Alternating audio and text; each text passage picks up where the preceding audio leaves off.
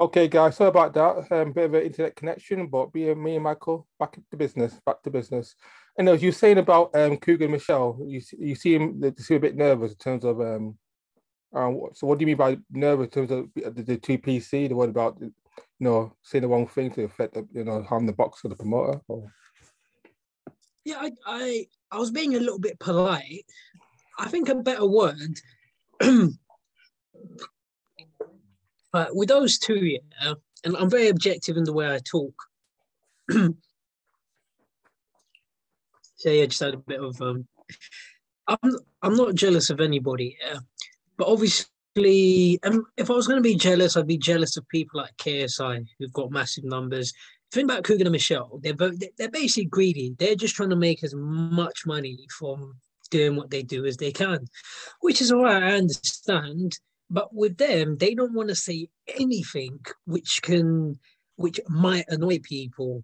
That's the way they're looking at it, but I think they make it sound worse than it actually is, because if you actually go up to people and say things, so if you watch my recent interview with Zelfa Barrett, I told Zelfa Barrett, I think you lost to Martinez, and he clearly did not like hearing it.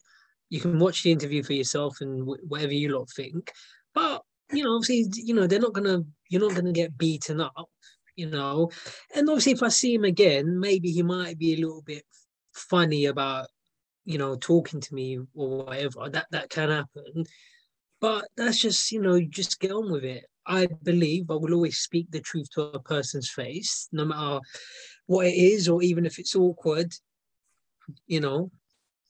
I always tell you the truth, and however you want to react is up to you. So with Michelle and Coogan, it's like, just say what you think. You know what I mean? You're making it sound worse than it actually is. Now, what's going to happen if you pick against someone? What are they going to do? Break your jaw in public? I'm 31. I've never, no boxer's ever punched me outside of a boxing ring. So just, and going back to what you're saying with your own thing, yeah, just do whatever you're trying to do. You can say the truth. Just don't get personal. That's all I'd say. Don't go up to someone, and I know people in boxing that have been to prison before, so just so you're not bringing up something personal. Like, I mean, I guess you could do it. Someone like John Harding, I was telling him once about, you can talk about your experiences about when you went to prison and so on, and you can tell people about it. I said it in a respectful way. Obviously, if you want to come up to him in a disrespectful way, then obviously as a person, not forget the fact you're a boxer, but if you're going to take the mick with someone, obviously they're going to react. Have But you if ever you're asked, just yeah, absolutely. Yeah. Have you ever asked Peter Fury about his, life as a, in prison, his life as a drug lord in prison, like stuff like that, where you've interviewed people and you've asked, very personal things about their lives? I've never asked Peter, but I'd say the same thing. So long as you're doing it in a respectful way. And I haven't watched the interview, but it's come up on my feeds. Other people have asked him about prison, and he's spoken about it. So so long as you're doing it respectfully. I Yeah. mean, same with Mike Tyson. Yeah, I wouldn't mind asking Mike Tyson about prison, as long as you do it in a respectful way. But it's just common sense. Just don't take the mick of anyone, and they won't react. But obviously, Yeah, a lot of be people, respectful. Yeah, it's key to be respectful about it and being constructive. Does just troll him, does just put it in their faces, be prepared for it, be respectful and ask him, politely.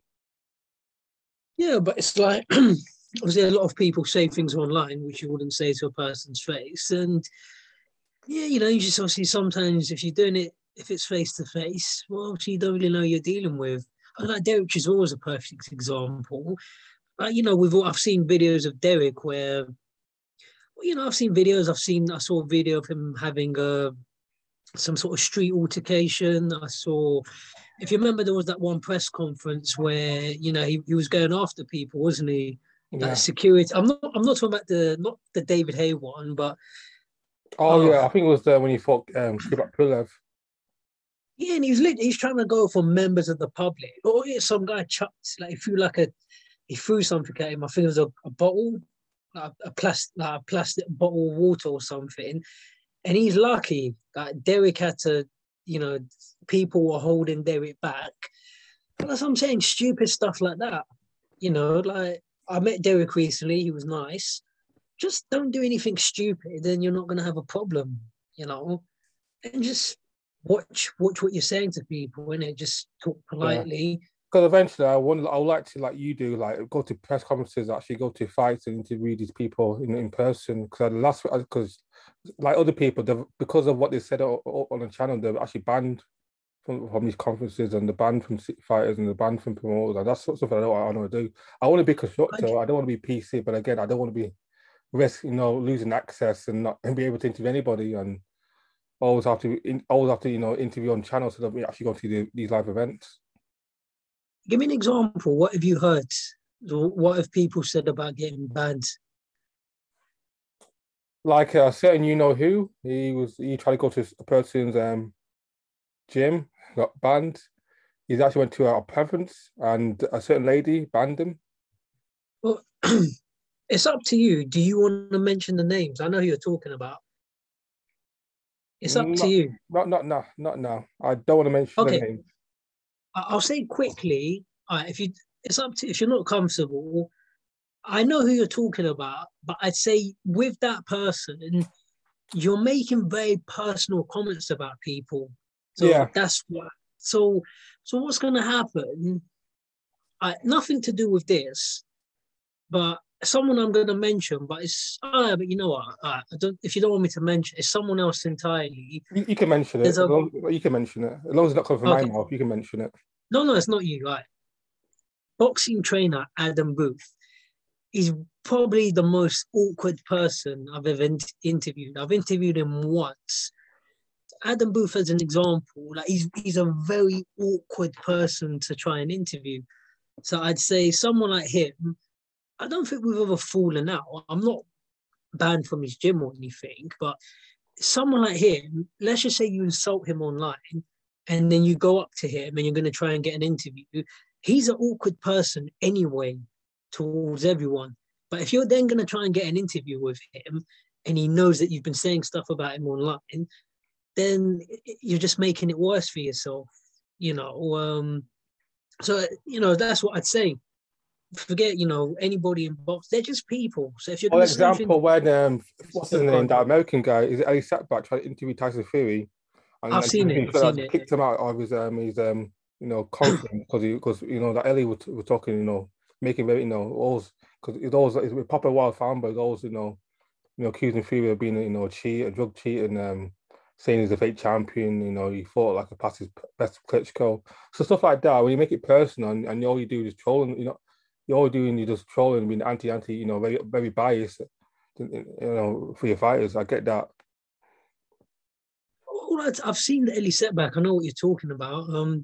I don't know what he said to upset Tyson, but I saw what happened. So there was a bunch of media in the gym, and as soon as Tyson saw him, Ellie Setback watches with is a massive Wilder fanboy. I think he's actually one of his probably biggest fanboys. He's very biased towards. He's very biased towards American fighters. It's basically it's like those channels, those PPC channels that are very anti-British and very pro, black fighters, So basically, it's one of those. If you're not American, he doesn't really rate you as a fighter. He's one of those very anti-British, like pro-American, or pro, pretty much, pro-American channels. So I can see why I feel banned because he's a massive Wilder fanboy. Ellie, massive Wilder fanboy. Well, I'd say, obviously, whatever you're trying to do, just work your way up, but it's not as bad as people make it out to be. It's not as scary as people exaggerate it. Just keep doing what you're doing, be polite, and you can tell people the truth to their face.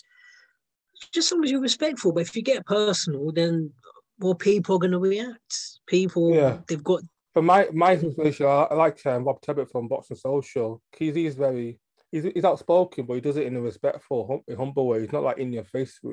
Because there's a time doing an interview with Adam Smith where he's criticising like the amount of pay-per-views that on Sky. He's criticised Eddie Hearn in his face. So like what people like Rob Tebbett, the people guy I look up to in terms of where I want to take my channel going forward. speak your mind, but speak it in a respectful, polite way, and you do it a professional way. Just do it like a troll way. You just in their face, you take it personal. You make all sorts of allegations. You keep it professional, be respectful with your criticism, and then you should still go far with regards to your channel and your goals. Yeah, all I'll say, and I hope I'm not taking up too much of the dominating conversation, but I see Rob Tebbutt's the perfect example because, like, if I was going to rate someone based on like pound for pound, who do I think is the best sort of boxing interviewer right now? Well, Yeah. I say pound for pound, and don't worry, I'm not going to say myself because I haven't done enough. My favorite, I'd probably say, is Ade, but second, I'd pick Rob Tebbutt because, but that's a perfect example. There's nothing. I'm talking objectively. I'm not taking shots at anyone. But when Michelle and Coogan are trying to say, "Oh, you can't say this, you can't say that," they're talking nonsense. Because if you look at Rob Tebbutt, he does ask challenging questions, and so does Radio Raheem, and they Yeah, do it to people's that's another face. guy I look up to as well. I love yeah, from is it Seconds Out? Seconds out. Yeah.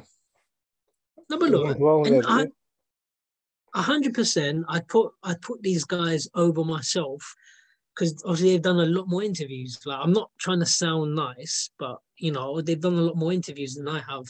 But they do it to people's faces. So long as you're polite, you can ask these challenging questions. Like someone like Dylan White, all the stuff that I've said today, I'd say it to his face. I don't think he'd have an issue with it. But if you're going to start getting personal fires, if you're going to say stuff like, I know people in boxing, I can't prove it, but I know multiple people in boxing that have taken drugs. And I'm not just talking about fighters. I can't prove it though. And if I was to say these names, I don't care what they do. I don't care if I see these people, but they're not going to like me, are they? They're not going to appreciate it. So it's just common sense. I don't mean to keep going on about the same thing all the time, but if you date Rob Tebbutt style, you show respect, but you go up to a person's face, like all right, Dylan White, I'd say it to his face.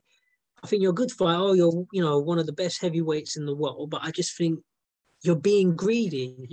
If you just say that to him, he's gonna respond and he's gonna say something along the lines of, "I deserve this because blah blah blah."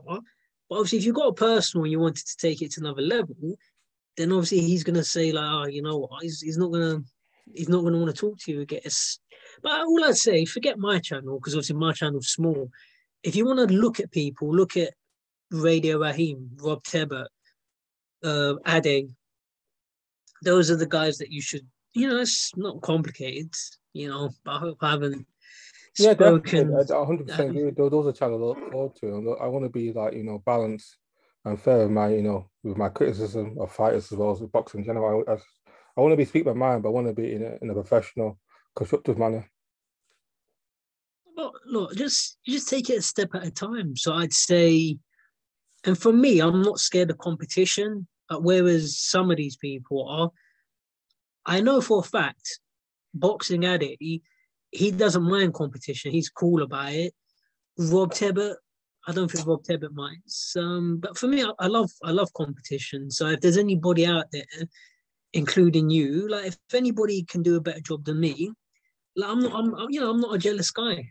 Go for it, but just take it day at a time. I think Start in doing boxing, little and the more the sorry, merrier. sorry. The more people have interviewing boxers, the better the sport is. The more what more channels there are, the more views for everybody. There's always a slice of pie for everybody. If there's only one or two people who interview everybody, it becomes boring, it becomes repetitive, and it's just same old, person. Yeah, I want it to grow. I want the whole boxing community, YouTube community to grow, expand. I want more people, more eyes in the sport, more interview stars, more eyes in the sport, in my opinion.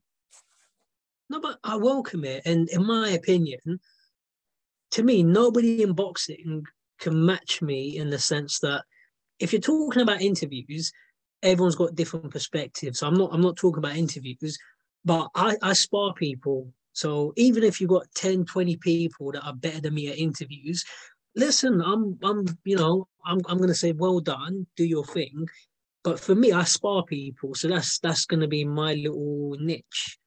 I've sparred people. I'm desperate. I've sparring, but I'm trying to get people in the ring. So, but yeah, it's more the merrier. Like I'm not jealous of anyone. And I just want to make this quick point. I am someone that can talk a lot, but establishing yourself in boxing is not hard. So like a lot of these people try and put you off. Like I know Michelle and Coop, they'll say, "Oh well, there's not a lot of money in it." There must be, because if there wasn't a lot of money in it, you lot wouldn't be so desperate to stay there.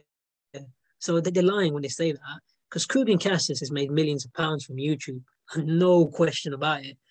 So obviously, but they want to try and keep the pie to themselves. They're trying to get these exclusives. Because I've been in hotels with fighters, and it's not hard. And once people know who you are, you start getting access. And certain people are scared of that. They don't want to share the pie. With me, I don't really care. I'll tell you what sort of people to email. Just email Mick Hennessy, email Matchroom, email MTK. You start finding out about media events. Go to your call. You go to like the MTK shows, and you don't know who you're going to bump into. Tasha Jonas or Hara Davies. And then once you start interviewing these people and they know who you are, then your channel starts getting bigger and bigger. Next thing you know, you might overtake me. You might overtake what other channels there are. I am wary though. There are some people that I'm sure you've I think you told me this. There are some people that when it comes to certain questions, especially personal, that they're very hostile. Like, is it Frank Warren? He's not somebody that likes to answer hostile questions. They don't sit in suit his narrative. But Eddie Hearns is more open. Eddie's all about hype views.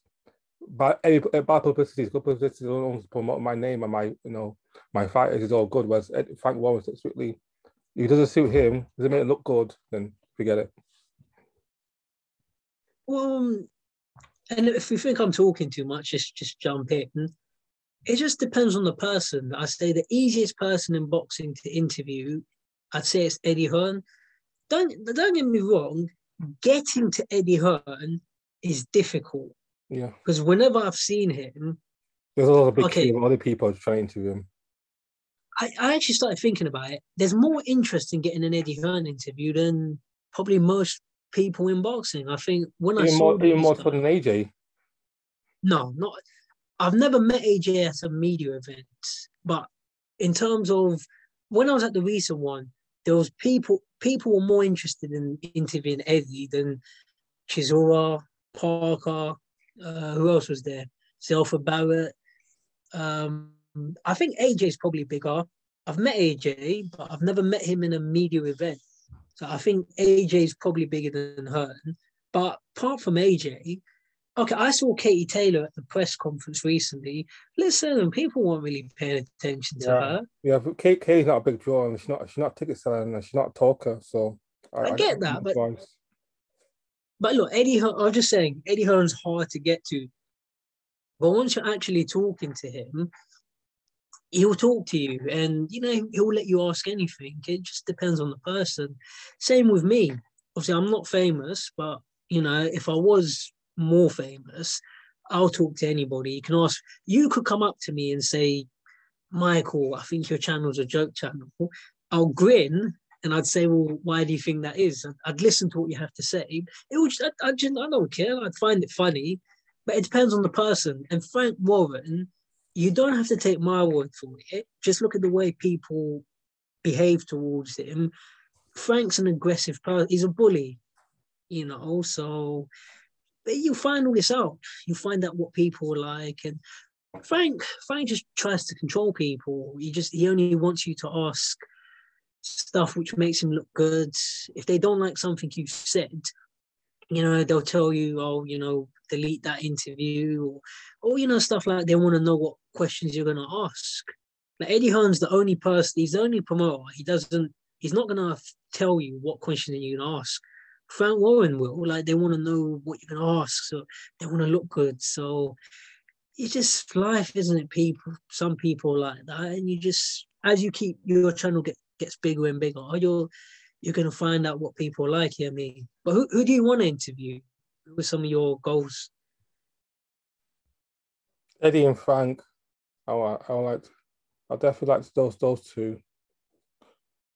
I always like to interview. I love to interview.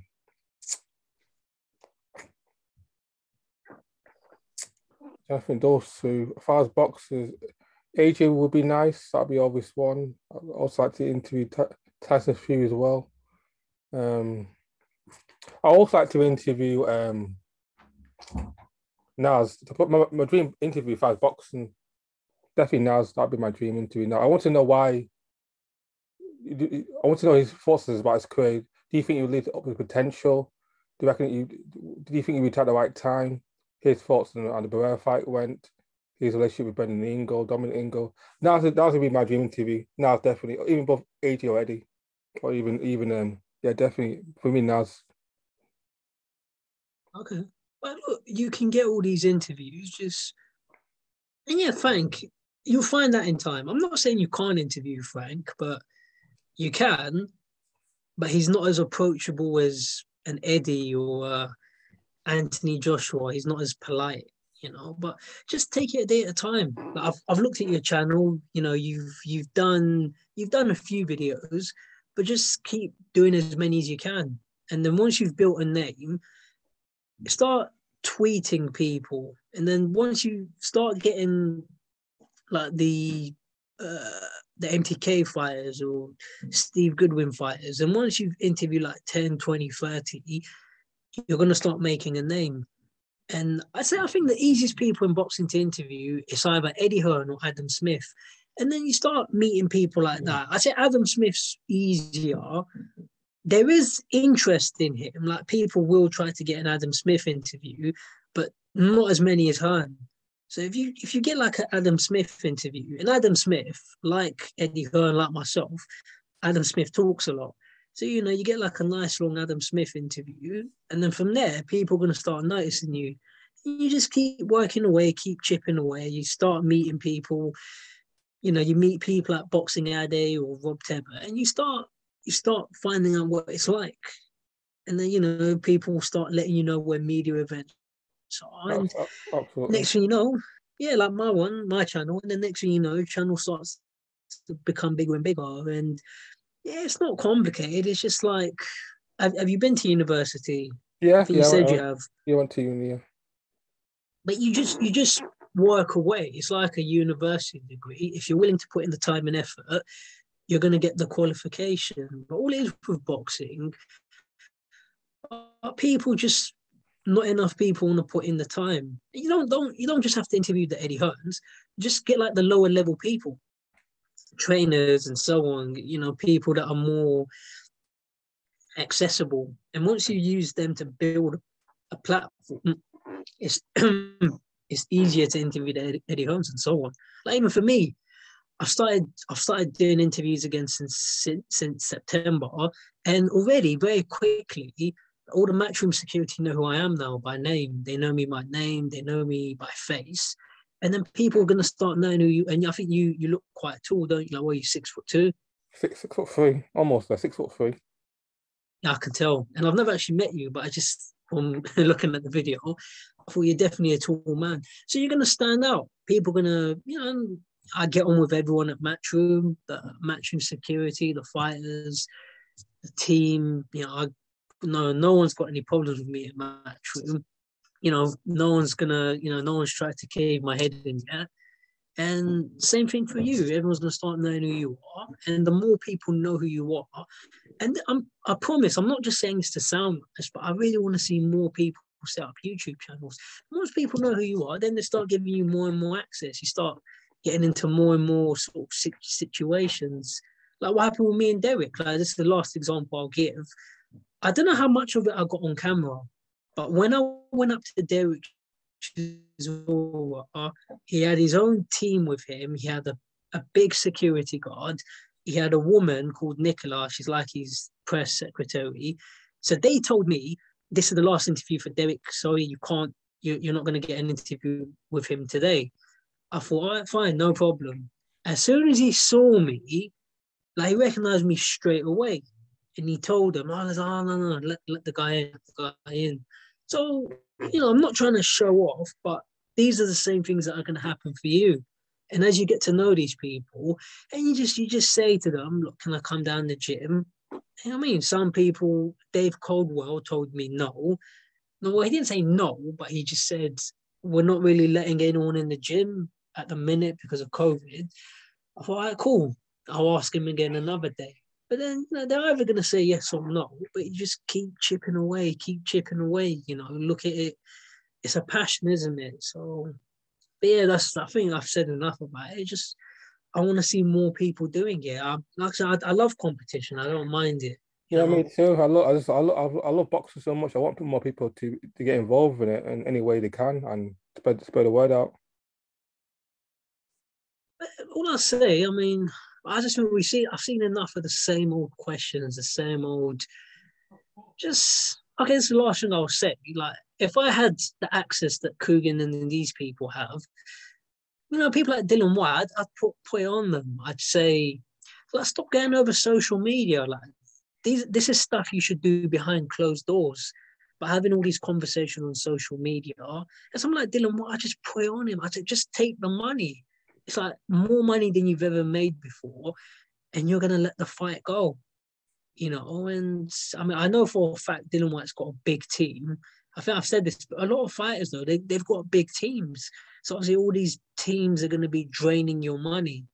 Like when I met Derek, you've got, I mean, how many people? You got your own security guard, you got your press secretary, you got, what's his name? Cunningham, you got the manager, then you got two trainers, you got Caldwell, you got Buddy, like you got all these You got a people. nutritionist and that stuff, dietitian, nutritionist, yeah.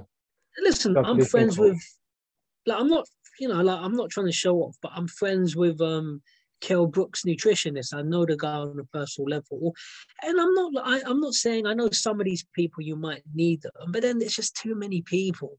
It's too many people in these. So what happens with these fighters? That's why. Look, there is money in boxing, but when you got loads and loads of team, the money's getting drained away. Yeah, do you realize I didn't know how big AJ's team was. I saw him fight Usyk, and a lot of people in his corner, how people was giving instructions, and when he was fighting Usyk, like, do you know all these people telling you what to do? There should be one man and a cut man in your corner, no one else.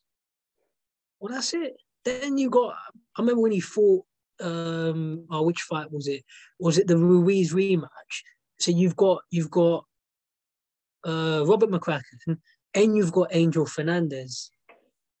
Like I've met both trainers.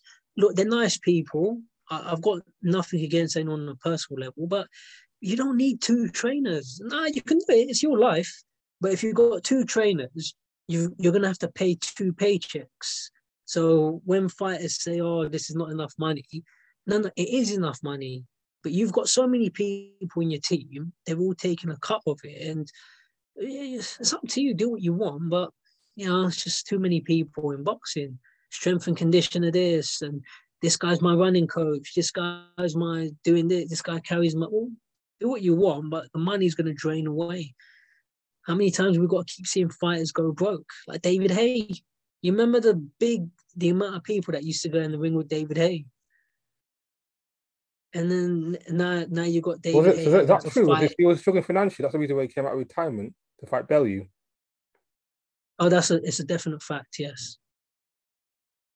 Oh yeah, well, I know. Also had a divorce as well. He had a divorce as well. I was just about to say it. I thought I don't want to get personal, but he got divorced as well. But look, I like him. I've been to his gym before. I've interviewed him, and then he's come. Now he's trying to get a fight against Tyson Fury. I mean, but come on, like he knows he's not going to beat him. But where else are you going to find that kind of money? And obviously, we've already said this about Chisora. Chisora. I think Chisora knows he should retire, but where else are you going to find that kind of money? Is Chisora fighting purely for the love of the sport? Is it for money as well? You say it's money. It's money. Well, when you say love of the sport, like, listen, he's been around it for how long? He's not stupid. I think he knows. He's getting rocked about by Parker, and Parker's not a puncher. Like, I think he knows. But common sense, the way it was hyper, obviously the first fight was more competitive. The second fight was a beatdown. Can't Chisora look at himself like, okay, I'm almost 40 now, and this guy, young guy, made me look like an old man. should have not called it quit because maybe 1-2 at the most. It was just not competitive at all at Chisora fight. So I can't see anyone saying, "Oh, you should carry on. Oh, he's got a chance with Wilder. Oh, he could beat Luis Ortiz. You never know." Like really, like who says these things? I don't like. I just people just don't care about you in boxing. They just want to use you as a paycheck and just want to make as much money as you can before you finally do call it quits. But I think Derek, I think he knows. I don't think most people, obviously, they don't really care about these boxers. And I think Derek knows, but I just don't think he really cares. I'll give you a simple example. I don't see anything wrong with using myself as an example. And obviously, look, I'm not delusional. I know I'm not famous enough, but I'll give you a very honest answer. If the opportunity, I'm saying if the opportunity came up for me to fight Jake Paul, I'm honest enough to admit, I think it's a bad fight for me. He's a lot bigger than me. If he catches me clean, he could probably knock me out. But I'll be honest, I think it's a good example. If that fight came up, I'd take it. I admit he could knock me out. I take it on the chance. I think I can go the distance without getting caught clean. If he catches me clean, my legs are probably going to go. But I genuinely, in my heart of hearts, I think I could go the distance with him. If people want to laugh at me and say I'm delusional, you're entitled. I'm just giving you my opinion. If they said to me, would you fight Mike Tyson for 5 million? If you talk about Mike Tyson, my answer is no. I wouldn't fight Mike Tyson. I'd fight Jake Paul. I'd say, Scott, I'd take the risk. So I think it's a good example. This is what I'm saying about Chisora. In his heart of hearts, he probably knows what's going to happen if he fights Wilder. But once you're in the gym and the sweat's going, and you're going to try and convince yourself. You're going to try and say, oh, my style and this and that. And it's like, what does David Haye always say? I'm a brand new version. I feel like Haymaker 4.0, Haymaker 2.5, Haymaker this, Haymaker that. I feel fresher than ever. The last thing I'll say, I hope people don't think what I'm about to say about me versus Jake Paul. I think these are good comments. Because with me, I'm an honest guy. And I admit, if I fought him, I'm honest enough to admit that fight could end up very badly. Because I'm not as big as Jake. I'm not as big as Tyron Woodley. I admit, if you saw what he did to Tyron Woodley, listen, he might do a lot worse to me. But I don't care. I'd flip and take that fight. So this is what I'm trying to say about people in boxing. But the difference with people in boxing as compared to me, but they won't tell you, they're not going to be as honest as me. They'll try and convince you and, Jake Paul's overrated. They'll say whatever they need to say to make the fight happen. And they'll just hope for the best. I hope I haven't gone on too long about it. Yeah, definitely. I get your point of view. It's like Eddie Hearn, man. Eddie Hearn saying Chisora can if it goes past 2 rounds, he can beat Wilder. That's like saying if I go past 2, well, if any of us could win the lottery, if you just get the right combinations, anybody can go out tomorrow and win 20 million. But what's the likelihood? Eddie knows boxing. Eddie only knows Chisora is not on Tyson Fury. He hasn't got the stamina or the boxing ability to withhold Wilder's power and punching shots. How many times has he been beaten? Remember when he got knocked spark out by David Haye? That was 2012. What else can I think? How many times has he been? Go look at when he got didn't Dylan White knock him out? So Dylan White don't punch as hard as Wilder. He's not gonna last. He's become slow. He's hittable. But just don't even say these stupid things. Oh, he can fight Wilder. Okay, I can fight Wilder. Don't mean it's a good decision.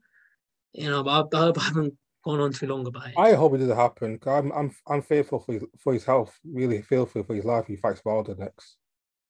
If somehow he fights Wilder next year, I'm fearful. I'm really fearful for Chisora. Chisora done a lot for British boxing. It's for everybody. He's never ducked anybody, and he's brought great thanks, to the sport boxing. So it'd be a shame for him to be one of the boxers that retires, with that he retires unhealthy, like he can't take care of himself, he retires with his faculties like messed up, like he can't talk, he can't look after his kids, he can't speak to his wife, he like slow, and I don't want to be one of those fighters that end up old and unwell. Yeah, but I'll make a very quick point. But I'd say this though, but it's up to these fighters as well. It's up to you to take the responsibility, and it's your life. Do what you want. Yeah, it's To be like with honest, me. I know. sometimes it brings tears to my eyes. Sometimes when I see certain fight, like with the way Tommy Hearns talks, Tommy Hearns can barely, string a sentence together. And he's an all-time great. He's one of the best fighters of all time. Same It with was a James great fight. Toney. Yes, I jumped in again. But I'm trying to say though, it's up to them. They've got to take some responsibility themselves. Holyfield, Roy Jones, you got to take responsibility. Like for me, I it's a felt shame. disgusted. I just felt disgusted with people who back, you support Holyfield to come out of retirement to fight Victor Belfort. I just felt when a 60-year-old man just feels like that in boxing. That's why I don't like boxing nowadays. Things like that should never happen. Come on, I find Holyfield 60 years old, find a guy half his age and get knocked. No, it's like me. It's just how to fight with your granddad. That's just uncalled for. That's just barbaric in my opinion. No, but I agree. But as I say, Holyfield's definitely got financial problems, and at the end of the day, they've got to take some responsibility themselves. Because but I get look. I don't want to go around in circles, but with Holyfield, the problem is where else is he going to make that kind of money? That's the problem. Yeah, yeah, but I don't know. But me, still, money is important. But I don't know. Health against my philosophy is health over wealth because you can make money, but if you can't enjoy it, if you can't even if you can't even know your bank details or where the money's kept, it's no point, And maybe try acting or maybe try other things. I don't know. Try promoting or training other avenues in boxing. There's other ways to make money other than actually fighting. I know the money might be good, but still, you still make a deal. This living outside of actually, fighting, in my opinion. Oh, yeah, look, I I completely don't, I don't agree. want, I just don't want to see things like Evander Holyfield, like 50, 60-year-old men come out of retirement just for another payday. What next? You're gonna bring back Josh Foreman out of retirement. You're gonna bring back what's Larry Holmes or Larry Riddick Holmes, Bowe and Ernie Shavers.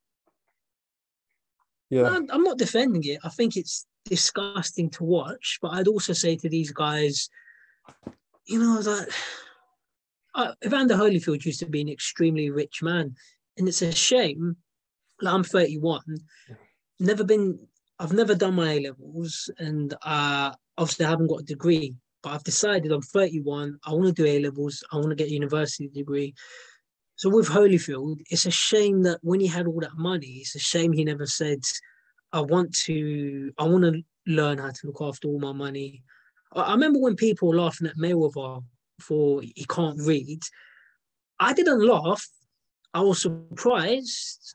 I don't know Floyd. I don't know if it's true or not, but I think Floyd if can he read, can't, but I don't think he can read very well. I think it's maybe dyslexic. I think he can definitely read, but not read. I think Floyd can't read very well. okay. Probably struggles to read, but If I had his money, what I would have, the way I looked at it, but just get a tutor, get someone to teach you to. So a lot of these fighters, they don't look after their money, and then one day it's gone, and now you got no choice but to fight again because you can't sing, can't dance, can't act. Where else are you gonna make that kind of money? So I'm not defending it, but well, it's a shame. It's just sad, especially Roy Jones. Some of these guys, and I completely agree with you. It's sad to see. so do you think they should create a granddad league for retired boxers? Because they're actually thinking of was it Mike Uh, Tyson that was thinking about creating some type of senior league for he retired said that, boxers? but I just think it's sad to see. I wouldn't want to see it.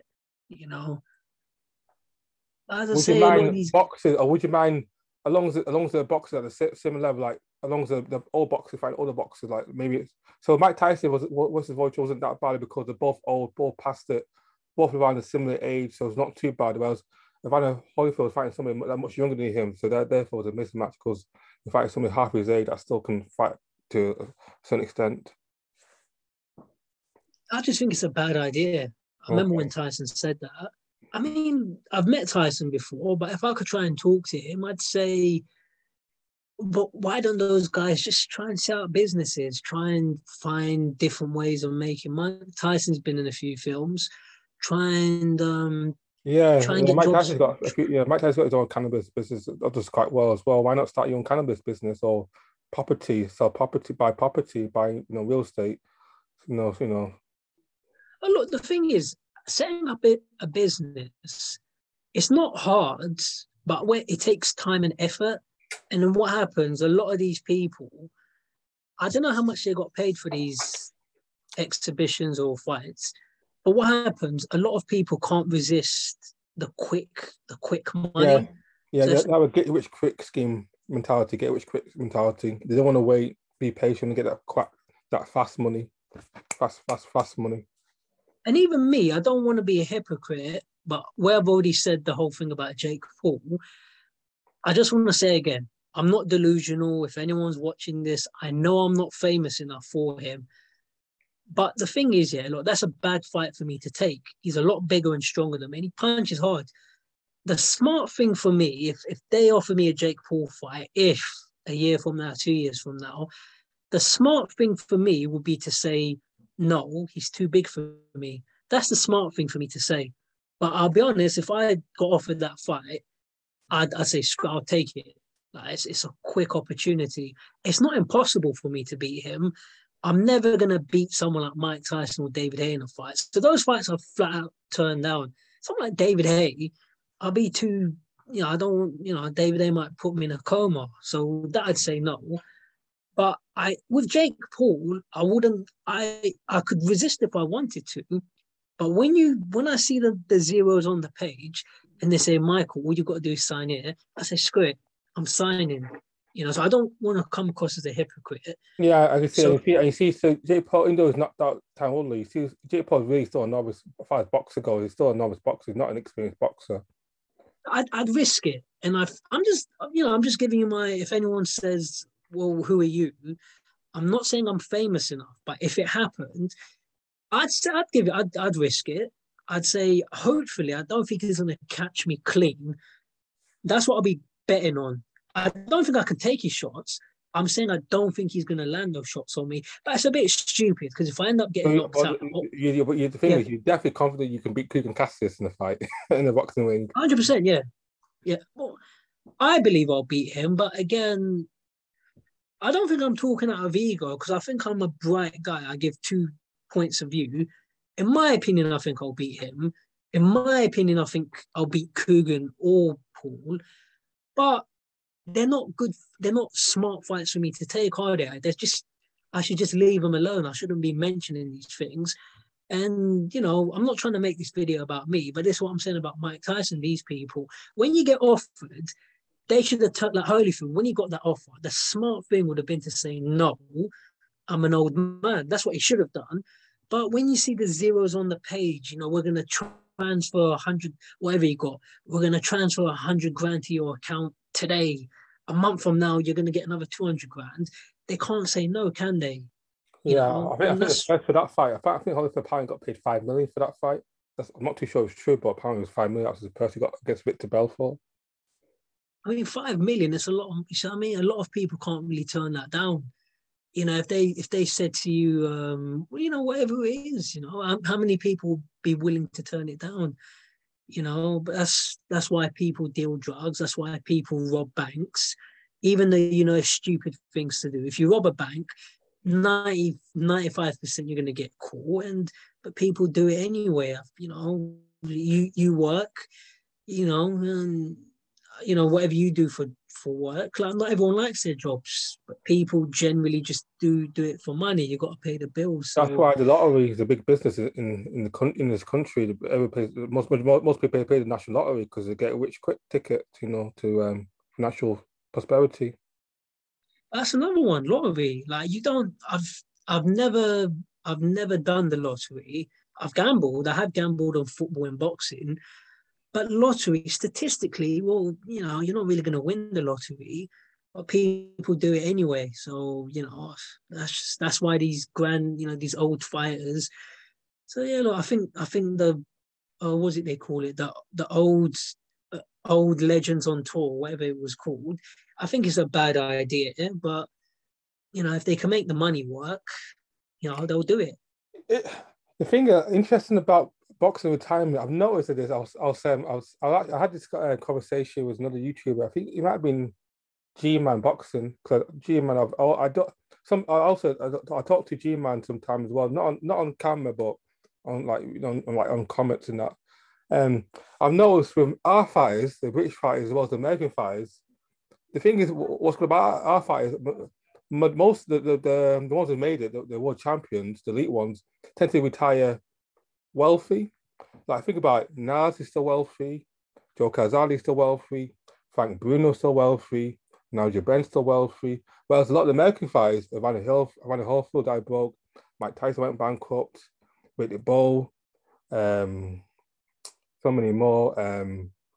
Joe McLennan, so many American fighters. Muhammad Ali didn't die Hearns, wealthy. It could have been, Thomas Tommy Hearns, Hearns, Joe Frazier. Joe Frazier couldn't even pay for his funeral. I think Mayweather paid for his funeral. So many more. Sonny Liston. I don't know. I don't know. Maybe I remember the Don King thing. Not the American fighters die broke, whereas our fighters tend to die rich. What one thing that is? very true. I just think obviously it depends on the person. And I think with somebody in America, I was just about to say it. With America, it's a much sort of capitalist culture, society. So let's just say Mike Tyson. But Mike Tyson was spending money on all kinds of crazy stuff. You remember he used to buy tigers. Yeah, he had his own zoo. So to the best of my knowledge, I would guess the Americans just spend a lot more, I guess. Like Mike Tyson and Holyfield, they had these big mansions, 20, 30 rooms, something like that. Multiple kids, multiple baby mamas. And Holyfield, he's supposed to be a Christian, but he's got so many children out of wedlock. Yeah, 11 kids he has, yeah. Yeah, you got to pay the maintenance on the house. You got to pay for the kids, and yeah, the money drains away. And then when you say you've mentioned people like Nas and people over here like David Haye, who's had financial problems. It just depends on the person, But I really would like to see more fighters sort of take some sort of lessons, like go to college, go to university, learn how to manage your money. Like you never hear of promoters sort of going broke, And even Frank Warren, I don't know this for a fact. I know his company's definitely broke. I don't think he himself, I think he's got his money tucked away, I believe. But I could be wrong. So we'll just try and learn from the promoters. Aaron, Don King, Eddie, Barry Hearn, try and, study accounting, study economics, learn business, and maybe fighters should try and come together. That's why I have so much respect for Lennox Lewis, because not only retired on top, retired a wealthy man, a very wealthy man, with all his faculties intact. People have asked him to come out of retirement to do this and that, but refused. That's what I'm saying. Lennox is intelligent, and they've offered him money to come back, and he said no. I think I saw an interview somewhere. They wanted him to come back and fight Klitschko. I think this is like when DAZN was coming out, and yeah, they wanted him to fight Klitschko, and he said, "My answer is no." But he said, "If they offer me $100 I think he said 100 million. He said, I'll do it. I'll do it for like 100 million. But I guess it's just too much money for him to say no. But I respect him. He's generally sort of stayed away from all the offers. Yeah, if more boxers were like where we screwed on intelligent like Lewis, boxing would be a better place for boxers in general. But I thought more boxers are dumb and not the most educated, not most financially literate. They get carried away too easily with their success and they don't know how to manage their money. But you don't, I'll just say quickly, I mean, you don't even have to be, I think education's good, but you don't even have to be educated. Just use common sense. Just take someone like Mike Tyson. If I had that kind of money, just buy some property, rent it out, and then live off the rent. Yeah, because definitely. when you were growing up, say you're renting somewhere and you're getting paid $5,000 a week. When you grew up, you never had that kind of money. So it's like if you can't live off $5,000 a week, there's something wrong with you. You want to buy this gold chains, tigers. I forget which celebrity it was, but I've seen a video on YouTube where I don't know who it was, but he basically said about Mike Tyson. He said Mike Tyson told him to look after his car, which was a very fancy car. Oh yeah, I think he got stolen, but he didn't care. You bought another one. But this one, and he didn't even notice. And these are the problem where then these are sort of. You don't even have to be educated per se, or I'll give you a better examples. Mayweather. You don't even have to be educated, but a lot of them there's just no common sense. So someone like Mayweather, when he bought a car for $5 million, and then I think it's like only 10, 13 cars in the world like that. So he bought the car for $5 million. So if I could try and interview him, I'd say, but then you've bought the car, you put it with your other cars. But I'm like, but why are you spending $5 million on a car? I don't. You've already got. Cars are worth investment. They're liability and they always depreciate in value once you take off the car off the dealership lot. Cars are a big liability. They always go down in value. They rarely go up in value, and they could be expensive to maintain. Yeah, but I haven't got a degree, but I can tell you, like, well, but you've already got enough cars. We all know who you are. You got cars, you got watches, you got jewelry. Why buy another car for $5 million? It's not video. Was in Dubai. Did Mayweather buy a $20 million watch? I think it was in Dubai. Yeah, he spent $20 million on a watch. $20 million. A watch? $20 million. I sent you a link. You definitely got into. I think it was in Dubai. You bought a $20 million watch. You're like, really? The watch is worth that much? $20 million a watch. Do you know how much property you can start with that? Do you know how many businesses you can start with $20 million as capital? $20 million just on one watch. Wow. That was just madness. That $20 million on a watch. People in money. But then we live in a crazy society, don't we? I don't think even I was Bill Gates, even I was like Jeff Bezos, I had $100 billion in the bank. I don't think I could spend $20 million on a watch. No, they would. House, possibly, maybe in a house, but not on a watch. But then this is the funny thing where we live in a crazy society and people look at Mayweather and think he's rich. But if you take Mayweather's money, listen, there's people, if they woke up and they had Mayweather's money, they'd probably kill themselves. People like Bill Gates and Jeff Bezos, if they had what you had, like they'd probably kill themselves. I can't. They was like, is that all I've got left? I can't live. And if you look at those guys, who's the other one? There's him. There's Elon Musk. You take these sort of people, but then look at the way they dress. You don't see these guys with the watches. Blinged up or wearing Rolexes and wearing designer clothes. They're very just t-shirt and jeans, very simple. And I admit, I don't want to be a hypocrite.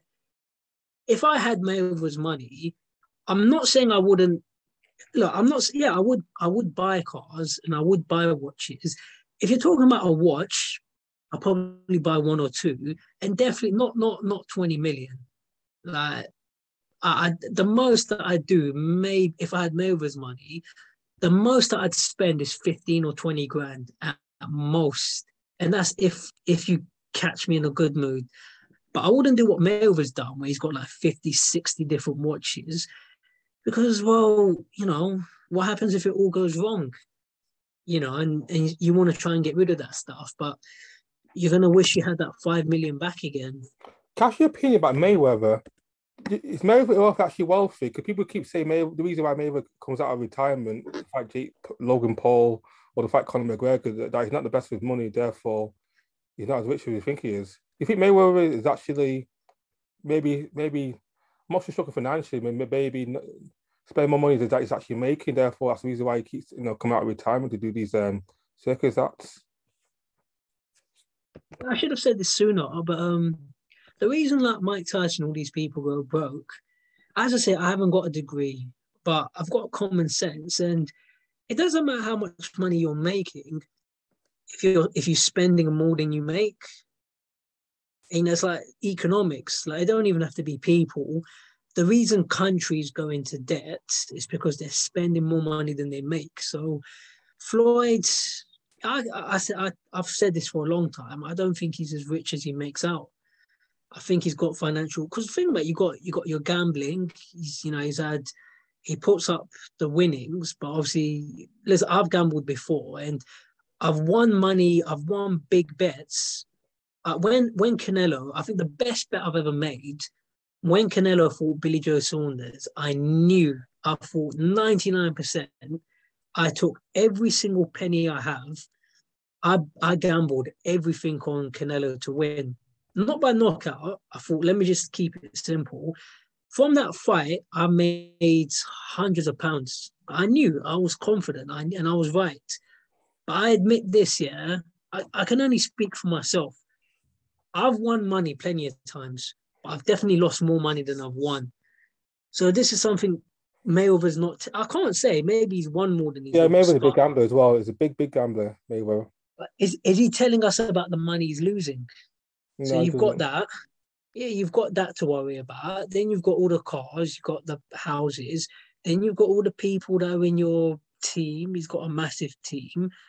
You had that cut man who died.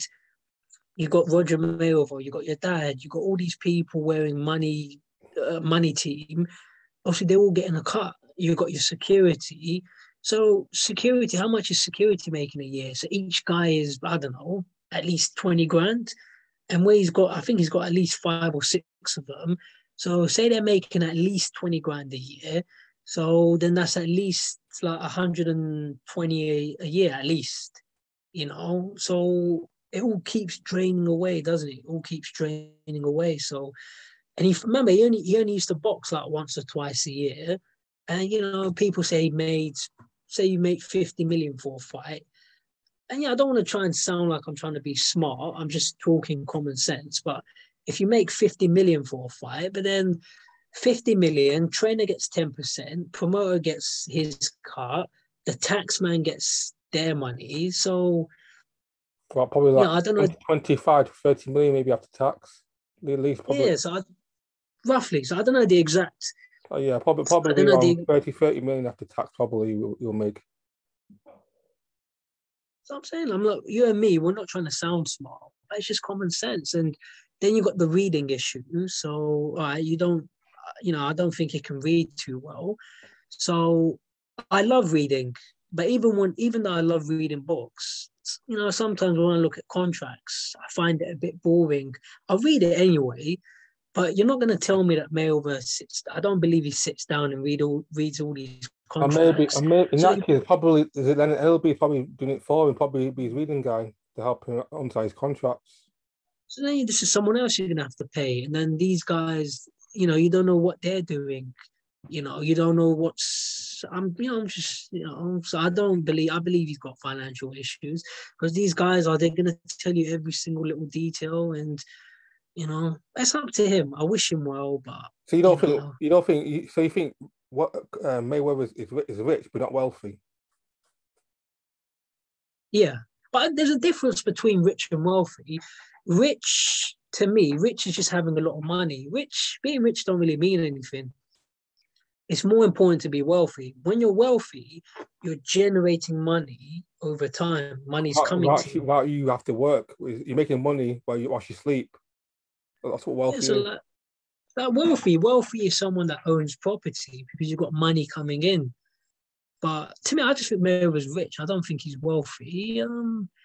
Uh, I wish him well, but I don't think I think he's got problems going on. You know, makes bad decisions. I remember when he got sued by Pacquiao, and the other point I'd make, take this fight with Logan Paul in these exhibitions. Then you had that Japanese kid Mayweather fought. If I was in Mayweather's position, obviously I don't know Mayweather, and obviously people make different choices in life. But for me, there's no way I'd be willing to take on people like that Japanese kid or Logan Paul. No, I don't care how much money you offer me. If I was in Mayweather's position, I wouldn't take those fights because it looks bad, like for dignity. The fight with the little Japanese kid, that one looks stupid. If I was Mayweather, sitting fighting Logan Paul, I would play it smart and why not promote Logan Paul, promote Jake Paul, promote these YouTubers. But you're fighting these guys, and I could be wrong. I don't know Mayweather, but I just think if you're fighting people like that, then to me, I just think you'd only do it out of desperation. It's cringeworthy, and I'm not saying other people don't. I don't just want to make it look like I'm having a go at him. He's not the only one. Like, I remember when Mike Tyson was like when Mike Tyson was fighting the likes of Kevin McBride. Like you're losing to people like Kevin McBride and Daniel Williams. No disrespect, it's tarnishing your legacy. And I think with Mayweather, I think the worst one was probably, I thought when he fought the Japanese kids, it looked so stupid. And I don't know Floyd, but I just think for him to fight that guy, I just think you're desperate for money. But just, wouldn't you say no for the sake of my legacy? Because those fights just look silly. And then you got Logan Paul. Oh, Logan Paul's, like, we all know Floyd's gonna beat him, but it just looks stupid. Oh, Logan Paul's 6'5". So there's women that are 6'5". Don't mean they're gonna beat Floyd Mayweather. But these are just cringe words. Okay, this is the last one I'll say. I remember when Jake Paul took his hat. I thought that was just like you're seeing Mayweather, a Hall of Famer. You're chasing some guy like that's just cringeworthy. I think that was staged. To be honest, the whole hat thing was staged. I think that just. Oh yeah, I'm not stupid. I'm not stupid. Yeah, maybe it was staged, but at his age, and when you look at Mayweather and you see him with his beard, and he looks like he's a dad. Like, as an adult, don't you just think it's a bit? I'd say this to Floyd. Don't you just cringe at having to go through that at that stage of your career? I admit I do it, but that's if I got an opportunity to fight the Pauls. But if I was in Floyd's position, I wouldn't. I don't care how much money you offer me. Go try and set up a movie career. Do something else. But maybe I'm going into too much detail. But I wish Mayweather well. On chat, have you got the link I sent you on Teams Zoom? I sent you a link. I see the link. That's the 20 million watch that Mayweather bought. Okay, I'll check. But okay, a quick point. But you look at someone like Daniel Kinahan. My advice to Floyd: you should be doing what Daniel Kinahan. There's not really a lot I can say about Daniel Kinahan, but from what people say, he set up his company. He's doing this. He's doing that. But that's something like what Floyd should try to do, where you should try and become Al Heyman's Bob Arum's 90, or say 90 plus. Al Heyman's, I don't know, he's probably late 60s, 70s. So someone like Floyd, you should try and look at becoming the next big promoter. Do you think Floyd is doing a good job of tanking his TMT promotions? No. Because I'm talking a lot more than you. Do you think he's doing a good job? No, definitely. I think he's doing a poor job because Tank's not living, but he's fighting mediocre opposition. He's not fighting, any of these names like Ryan Garcia and George Kambosos and Lomachenko. And apart from Tank, he hasn't had any success promotionally apart from Tank. Could do so much more. He should be, because you should have. To be honest, if I was Floyd, I would start my own maybe YouTube promotion business, maybe promote Logan Paul, promote like a KSI or Jake Paul. Instead of fighting them, why not promote them? Have your own niche in terms of being promoted social media stars as boxers. Go on that avenue. But again, I think Floyd is one of those guys. He can't let the spotlight go. He's one of those guys. He's so hungry for attention. They can't let anyone be more famous than him. Such a massive ego. Ooh, that's the impression I get. And if I was in this position, I wouldn't work with the YouTubers. Just do your own thing. Set up your own promotion. Promote the best in boxing. But don't really want to. In boxing, it all comes down to money, and then people don't really want to invest money.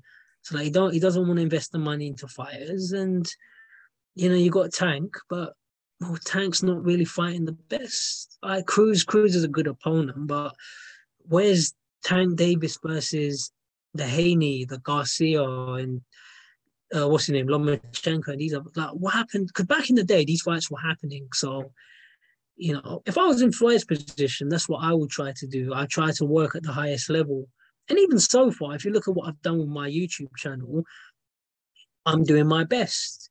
I've interviewed Derek and I've interviewed Parker. I've been in the ring with Kell Brook, who I'm doing the best I can. But isn't that what you would want to do? Wouldn't you want to try and work your way to the top? Also, if I was in Floyd's position, but you should be trying to work at the top level. You should be the guy to try and make Crawford Spence happen. But it's up to him. If Floyd doesn't want to do it, then his choice. What would you do? Floyd fight again? One last question about Floyd. Will Floyd fight again? And if so, who would it be? Yeah, he'll probably fight someone. Jake Paul. Yeah, I was just about to say it. Probably fight. I can see a Jake Paul fight happening. Because they'll just try and sell it on the same sort of like, because remember, even if it was staged or not, when Jake Paul took his hat, there were marks on Jake Paul, wasn't there? There was some sort of bruise or whatever. I think security guards. So they're gonna. So that's what. So Jake Paul's gonna try and do this time. Do it 1-on-1. And they go, Mayweather's getting old. Jake Paul's gonna catch him with a lucky punch, and I could see that fight happening. I just don't think Floyd can resist because he's just America's still in sort of lockdown, aren't they? But once they come out of that, then there's still going to be that big opportunity. Pacquiao's gone. Spence and Crawford, they're not famous enough for Floyd. And obviously, he's not going to fight anybody that can fight back. Conor McGregor has already beaten him. Logan Paul that's happened. I can see a fight with Jake Paul happening. I need to get revenge for my brother and this and that. That's what they'll say. Not that time only. Therefore, he's got a chance. You never know. Not that time only. He's back cold, so he's got a chance against me, an old man. Selling on the basis of him knocking out Tyron Woodley. And yeah, they'll try and spin it along those lines. Oh, anything can happen. And because Jake Paul's bigger than Floyd. Oh, look at the size difference. Anything. Yeah. Listen, do me a favor. If Jake Paul's look. If it does happen, Floyd's just going to do what he did with Logan. He's just going to mess around. But obviously, and remember, you're getting paid however much money, so he doesn't care. If I was in his position, I wouldn't do it, no matter how much money you offer me, because it's just going to make his legacy look bad. But he doesn't care. He doesn't care, does he? Yeah, that's his name, Money Mayweather. Money, money, money. We're trying to have a serious boxing conversation, and this is just the way boxing is these days. Yeah, it's becoming like what Thingy says. Ingram says is boxing become more like the WWE. There's a lot about circus acts and gimmicks, and being clowns and doing what it takes, hype up fights and fighting, people just for the sake of promotion. Well, he's right. It is becoming like the WWE because. As I say, what happened when the Jake Paul took his hat? Come on, like you're adults. Floyd's like a 40-year-old, and it's like you've jumped on this Paul. So I think Jake Paul's about 24, and it's like you've attacked him. But that is WWE. That's what you see in WWE. Like a bunch of guys will jump you. I remember in WWE, you used to see like a bunch of guys, they're beating up one guy, and then someone comes out of nowhere. So it's just basically WWE now. You said it. Anyways, man. Anyways. So come. So you know what? Are you gonna give Are you gonna do any more boxing videos for the new year, or this is the last video for the new year, or you gonna do like your end of year boxing video where you do your biggest fights of the year, your biggest your thoughts of next year, your year fight of the year awards. Oh yeah, speaking about that, from this year's boxing, who's your fight of the year in your opinion? If you're talking about women's boxing, I'd have to say Alicia Baumgardner. Yeah. I've don't know when I've seen someone get knocked out like that. Okay. Overall, men's, I don't know. I mean, obviously everyone's probably going to say Fury Wilder. I think Canelo Plant was a good one. I'm probably leaning towards Canelo because the way he's just beating world-class opponent after opponent. Yeah, I'll probably say Canelo, believe it or not. For me, my fight of the year, I think Josh Kambosos, because I didn't see that. No one saw him beat Teofimo Lopez. That was a bit massive upset. Cause I never gave him a chance in hell because I wasn't impressed by Kambosos' resume. Because I wasn't impressed the way he fought Mickey Bay and Lee Selby. I thought Lopez would knock him out early, and I got that position completely wrong. For me, he's the fight of the year because he did unexpected, putting a massive upset, and he's now unified lightweight champion. Yeah, there's that fight. I mean, I gave him a chance, but no, don't get me wrong. I picked Lopez, obviously. Yeah, it was a good fight. Obviously, a lot of these boxers take their eyes off the ball, and yeah, definitely. You don't know what the other guy's doing. The other guy could be doing 50 chin-ups a day. What's your upset of the year, Michael? Who's your upset of the year? What upset is bigger? Would say Usyk, Joshua, Kambosos and Lopez, Kid Galahad versus Kiko Martinez? It has to be Kid Galahad. Oh, okay. I'm thinking, to me, Usyk Joshua was not an upset because even though I picked Joshua, I admit I got it wrong, but I was very nervous about that fight. Also, not nervous. Nervous is the wrong word. But usually I bet money on Joshua. But this fight, I just thought, nah, I'm not betting anything. So I don't think Usyk's an upset. The other one. I've obviously Kid Galahad knocking out Kiko Martinez because Galahad was definitely winning that fight up until those knockdowns. Yeah, that one was quite the upset. How about women's boxing? Did any upset stand out for you? The thing is, Terri Harper, I knew she would lose that fight. I never rated Terri Harper that much because I thought she lost against Natasha Donas.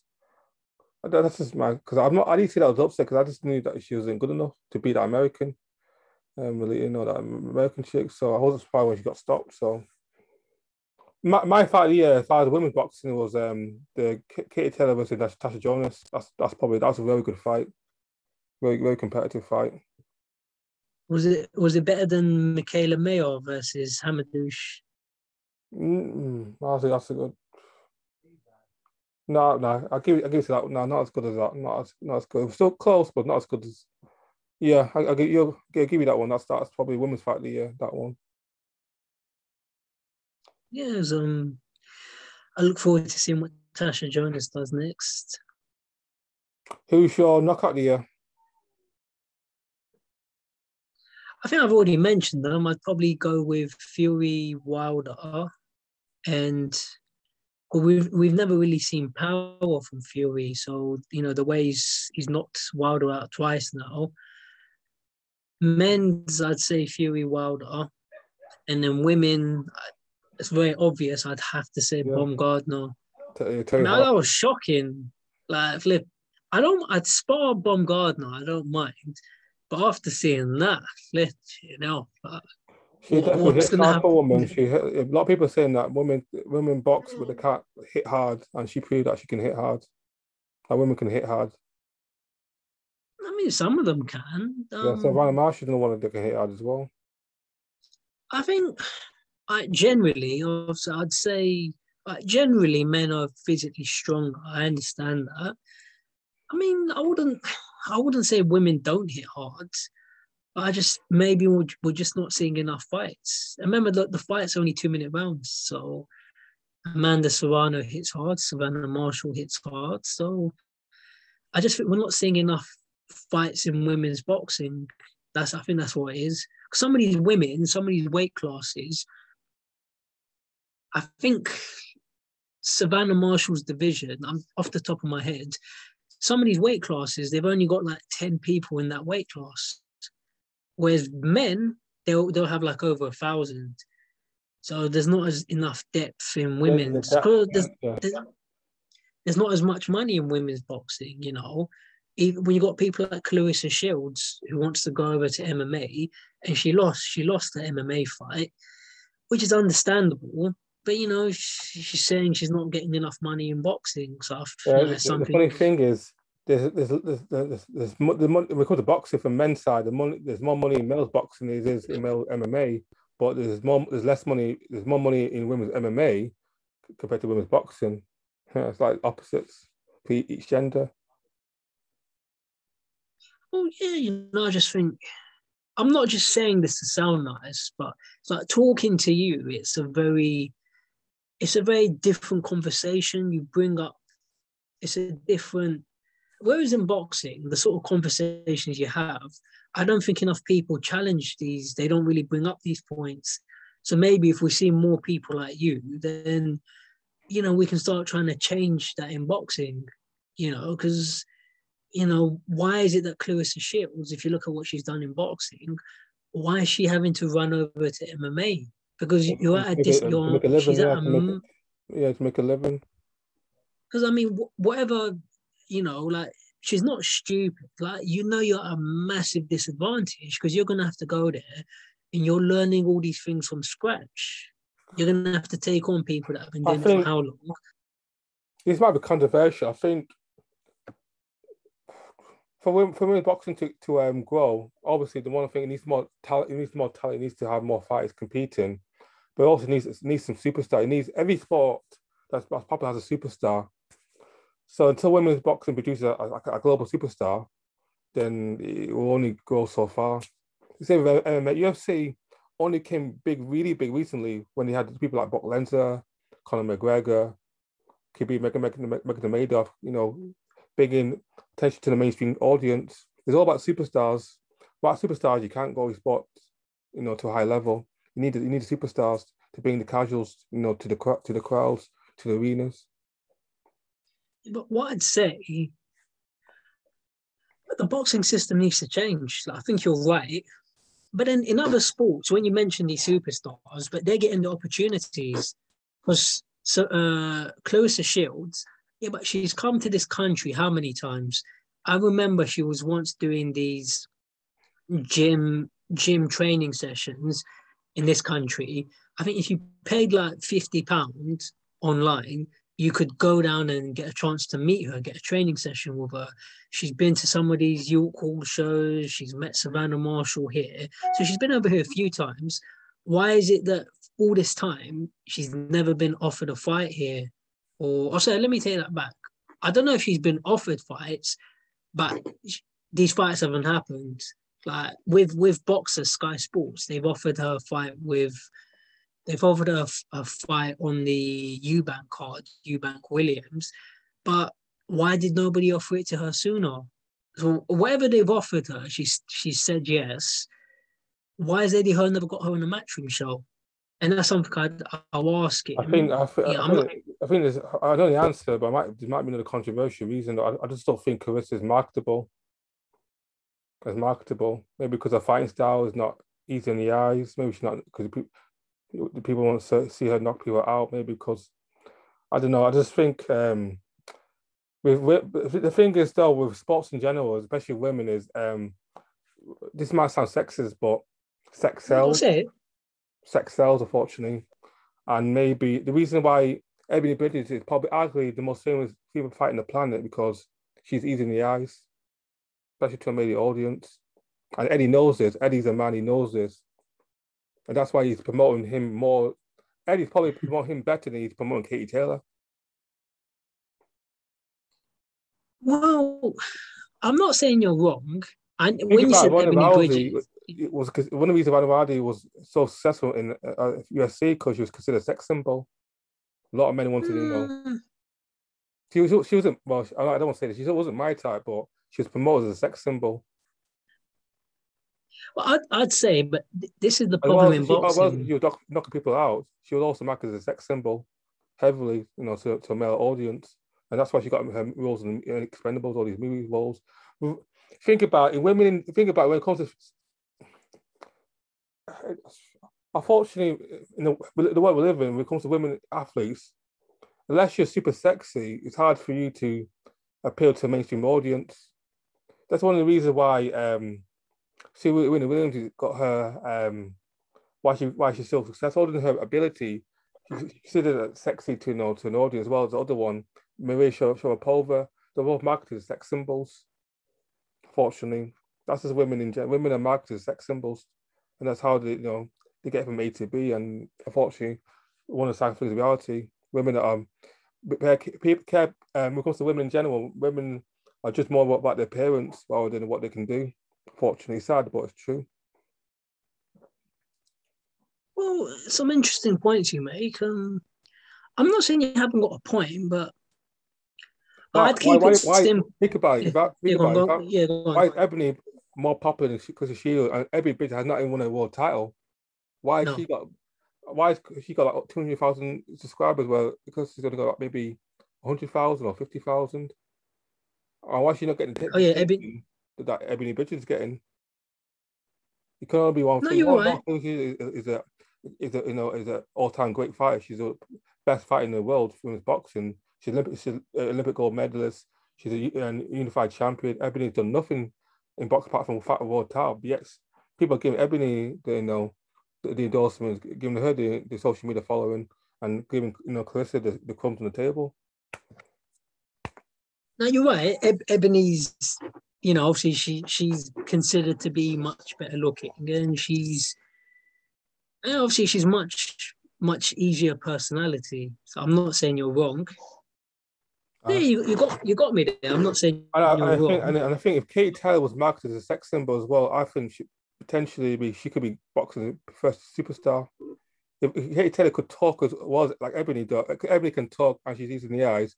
If Katie Taylor, of course, had those same attributes, I think you could possibly do the first female boxing superstar or pay-per-view star. I think you possibly could. You could have a first, Ronda Rousey boxing. Yeah, especially if Katie Taylor could talk like me, she'd be massive.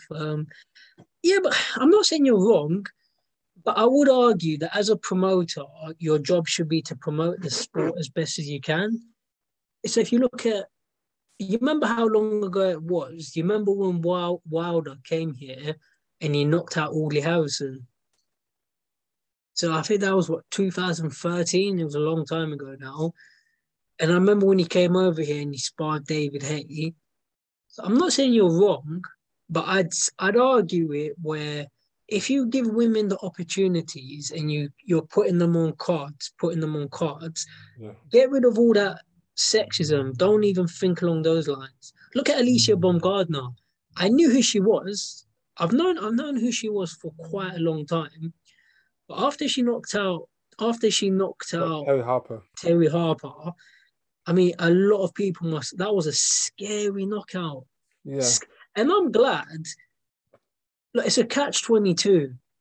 If she finished off Terry Harper, it would have been fun for me to watch. I'm not the one getting knocked out. But on 50% of me, like honest answer, 50%, I would like to have seen her finish Terry Harper. But then the other 50%, I'm glad the referee jumped in. Yeah, because that would. She Yeah, weren't even that could have looking. done a serious damage. You know, that Yeah, could but have put issue to her health. no, but hand on heart, I don't lie. I'm glad the referee jumped here because I'm not. Same with anybody out box. I'd love to knock you out, but I don't. I'm not. I don't want anyone to suffer permanent damage. So what I'm trying to say is, if Baumgardner hadn't been given that fight, a lot of people we wouldn't know who she is. So if you're giving them these opportunities, women's boxing is gonna grow. Yeah, definitely. That You know, definitely. Yeah. Put more put definitely go a talent. Yeah, have more knockouts, have more exciting fights like the Harper fight. The American definitely would help with the sport. But fundamentally, that's what I still think like the whole human nature. One of the reasons why AJ is a superstar because he's a sex symbol. Women love him. Women come, he have massive crowd. Women come to him because he's a sex symbol. He's easy in the eyes. Anthony Joshua is not a good fight. That's why if Tyson Fury even beats AJ, I don't think Tyson Fury will ever become a bigger star as AJ as far as the UK because Tyson Fury no, is not a sex no. symbol. AJ is. But I think the difference is with these men. I agree that is part of Joshua's marketability. I'm not disputing that.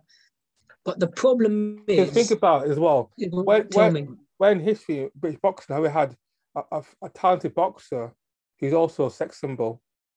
That's never happened ever. Ricky Hatton was never a sex symbol. Nato was never a sex symbol. Frank Bruno was never a Ozagi, sex Bruno. symbol. None. Mir Khan, maybe, but again, he had a weak chin, so unfortunately, that limited his marketability. But JJ had the full package. He was handsome. He could talk well.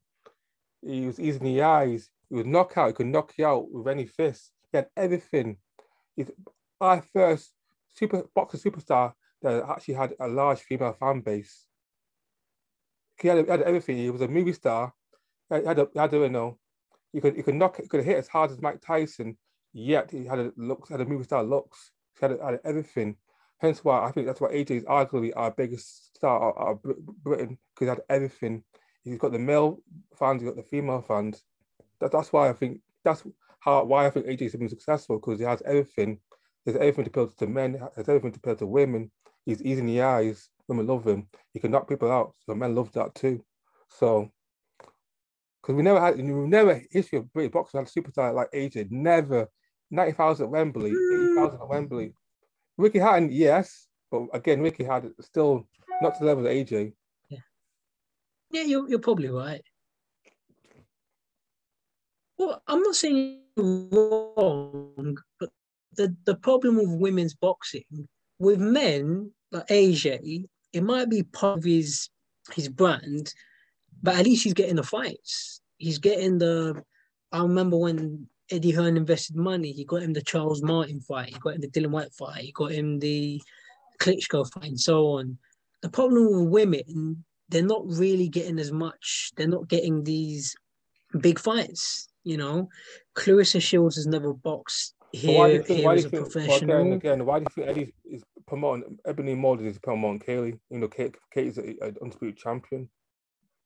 I hold my hands up. I know why. Obviously, Ebony's got a lot more. She's got a lot more attention from men. She's deemed as more attractive. I understand that. I do understand that. But I just think I Eddie just Hearn think, as a with, especially boxer. women, I think one of the golden rules of marketing and anything you do is sex sells. If you've got somebody that's sexy, easy in the eyes, it's a lot easier for you to promote that person. I'm not Unfortunately, it's denying sad. I that. don't think it's sexist, but unfortunately, it is. Appearance count. We all love eye candy. Men or No, women, we all no, love eye candy. Unfortunately, especially if eye candy can talk, can fight a bit as well, knock you out. Then no, you've no, got but women there. no, but you're entitled to say whatever you want to say. I don't think it's fair to just say, "Oh, it's sexism." Everyone's entitled to have a point of view, and it's the same for women. Have you? I've never watched it, but have you heard of the film? Magic Mike. Yes, yeah, Chan Tatum. Yeah, that one. The male Yeah, flippers. I've never watched it. I've seen like a couple of clips on YouTube, or whatever. Not but it's just the boxing. Think about it. Think about part of David Beckham's success and when Cristiano market appeal is the sex symbols, women, the ease in the eyes. Not only they're good boxers, they're good football players, the ease in the eyes, the sex symbols. Hence why they got all these endorsements and making hundreds of millions in endorsements and the superstars of their sports. The same with even back to days of Muhammad Ali. Muhammad Ali was a sex symbol. A lot of women loved Muhammad Ali. Yeah. He can fight as well. Hence why he has a success higher than Liston and higher than Foreman, higher than Joe Frazier. Roy Patterson. Yeah. Yeah, but hear me out. I agree with what you're saying. When I said the thing about Magic Mike, it's not sexist to say what you're saying because this is just human nature. People are drawn to whatever gender, they're drawn to people they find attractive. So you're just stating facts. It doesn't make you sexist. You're entitled to say the things you want to say. But what I would say, as a boxing promoter, you should try to promote boxing ability. Yeah, if I was in Eddie Hearn's position, yeah, I'm not saying you're wrong in the things you say. Then you look at a lot of people in Hollywood. Why are they so big? Angelina Jolie, Brad Pitt, and all people find them attractive. And, I don't need to keep naming names. But as a boxing promoter, and this is something I'm going to say to Eddie Hearn, if I was in your position, like obviously I haven't got Eddie Hearn's money, but if I was in his position, I would have got Clarissa Shields on a Matchroom show in this country by now. So that's what I'd say to, and not just Eddie Hearn I'm having a go at. Frank Warren doesn't have any female fighters. The last one was Nicola Adams. I'm not saying you're wrong. You're right. But I just think there's more these guys could do. Like you should have got Clarissa Shields. In my opinion, you're gone. For women's boxing to be global on the same level as male boxing, never going to happen. This probably this might get me bad from YouTube or get me a strike. No, say it. If you could have 20 Emily Bridges who could fight, who were skilled as Katie Taylors, then you probably have, a bunch of female superstars. You've had like 20 pastry models, Victorian models who can fight, who can knock you out cold with a hand, who could talk as well. Then that's probably the way to get women's boxing on the same level to the popularity as female MMA or as female boxing. This might sound not the way to, you should focus on women's appearance, but fortunately, that's how I see things going forward. If you could basically attract more attractive women to the sport who can fight and talk, who can talk well, promote themselves well, then you probably see more eyes and seats, more men definitely interested in women's boxing, and so on and so on. No, all I'd say, I just keep it simple. I'm not saying you haven't made good points, but I'd say just keep it simple for now. Just get these women on the cards. I can name names. Clarissa Shields never boxed in this country. Amanda Serrano, Cecilia Brækhus. Yeah, definitely. They've never boxed in this. If you just keep getting these women on these cards, I'll give you a quick example, yeah? Do you know who Sandy Ryan is? Yes, I do, yes. I sparred Sandy Ryan years ago. And yeah, she gave me problems. And I admit, I've said this to Eddie Hearn on camera, I admit Sandy Ryan beat me up that day. Like, she was fast. Yeah, absolutely. But she hit me with a lot of shots, but I don't think she can drop me. She hit me a lot of shots. She never dropped me, but she definitely beat me up. When I saw Baumgardner, I'm just giving my opinion. I've sparred loads of pro boxers. I've only sparred one. I've sparred lots of women, but the only woman that could fight is Sandy. In my opinion, I think people like Katie Taylor, whatever, I'm not saying they can't give me problems, or I'm not saying they can't hurt me or whatever. But for me, when I saw what Baumgardner did, I don't know, I'll spar her. I'm not scared to spar her. But ever since I saw that fight, I thought, flipping hell, that was a shot. So in my opinion, I think a lot of people, this is what I'm trying to say, tell me if I'm wrong, but when people saw her land that punch, I think a lot of people would have said, wow. Do you agree or disagree? Yeah, definitely. Yeah, definitely. showcase what women can do as far as boxing goes. Showcase these exciting fights, these knockouts. So this is what I'm saying. Just a quick point. Like, do I think women's boxing is ever going to be on the same level as men's? No way. But if you just keep getting these women over here, Serrano, what other fighters in the world? Hammer, that Hammer woman from Germany. Keep bringing them here, and you build the sport. So I'd say, forget all the other stuff. Forget about women's boxing becoming as big as men's. I don't think it's ever going to happen, and that's down the line. But for now, just get them on these cards and just give them the chance. That's just all I'd say. You've brought Ebony Bridges, you've given her opportunities, and just give some of these other women chances, Shields. And I mean, Tate Breakers, she's going to retire at some point. I'd love to see her fight in the UK. And whenever I send the messages on Twitter, like, she usually retweets you, she usually replies. Get Breakers in the UK, and yeah, let's just see what happens, and I'll tell Eddie Hearn next time I see him. Yeah, man. Anyways, so basically, we done K of the year. We should definitely you said Terry Harper and the American Chick, and for men's it's Fury Wilder for you. In my opinion, again, I agree. Terry Harper. What's the American go? Alicia? Baumgardner. Baumgardner. Galahad for me. That's Martinez knockout for the year. Fight of the year is Josh Kambosos. What's your fight of the year? I think I've already said. I'd say Fury Wilder, the third fight. Fighter. Oh, sorry, fighter.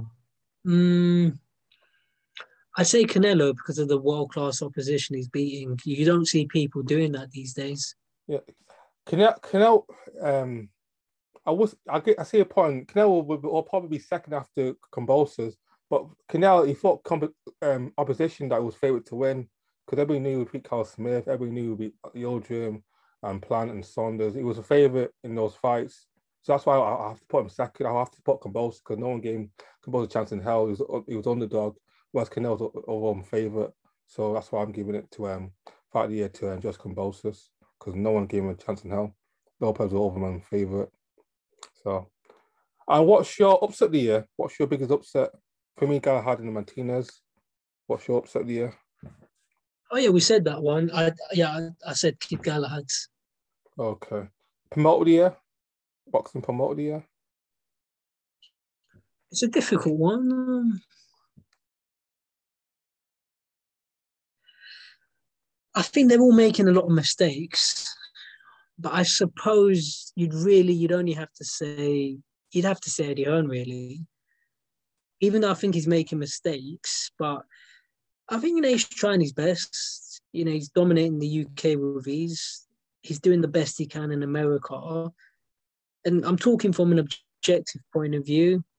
So yeah, probably have to say Eddie Hearn. At least he's trying. Mine might be surprising. My promoter of the year is go on. The boxer guy. Is it Ben Sheldon? Ben Shalom. Reason is he managed to get Karen Buck on. He didn't expect. That's a very clever. He did something that Eddie couldn't do, and Eddie was the biggest promoter in the UK by far. So that's why I'll give him promoter of the year. That's a very clever. What about the heart? That's a very clever point. Plus, he made Eubank as well, Eubank Williams. Yeah, definitely. I also he managed to get Fraser Clark, an Olympian. Usually Olympians signed with Matchroom, but Ben managed to get all the Olympians. And he got is it Caroline Dubois signed as well? So another Olympian to boxer. No, is it what's his name? Is it Caroline Dubois, the Olympian? Sorry, Dubois' younger sister. Yeah, Caroline Dubois. Yeah. And he got Fraser Clark as well. A bronze medalist to sign to him. So he's had a great start to the year. His first year at Sky. That's why I put him above Eddie, because he's done things that I didn't think he would do. Eddie's making a lot of mistakes. The reason Ben Shalom signed Fraser Clark, well, because he's got Sky Sports behind him. I don't. I think Eddie Hearn leaving Sky Sport, it's a mistake because there's some app that nobody's heard of. Sky Sports is massive, is mainstream. I haven't got a haircut in years, but I remember, you go to the barber shop, Sky Sports is on. It's mainstream, Yeah, definitely. So I wish Eddie Yeah, Hearn well. there's all that machine behind it that Sky does. I think large part of Eddie's success is definitely Sky. Eddie thought the success was down to him, but a lot of part of the success was down to Sky as well. But there's a lot of egos in boxing. A lot of people think they're more important than they actually are. I think Eddie's done the best he could, but you're lucky.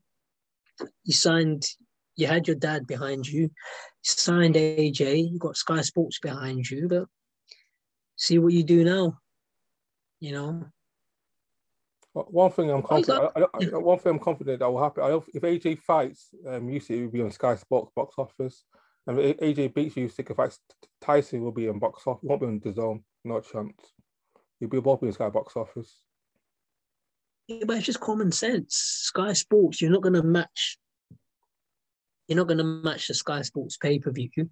Sky Sports mainstream. Ask anybody walking on the street. How many people you think have heard of DAZN? Unless you're hardcore like you or me, you never heard of the zone. No outside boxing who knows what the zone is, what they offer. Yeah, Everyone heard of Sky. Your grandma knows what Sky is. Your girlfriend knows what Sky is. Your teacher, anyone, every Tom, Dick, and Harry who knows what Sky is, but only a handful of people know what the zone is. And if you're a hardcore boxing guy. You're not even a casual boxing guy. You're hardcore. Yeah, I wish Eddie well, but just think leaving Sky Sports was a mistake. Anyways, man.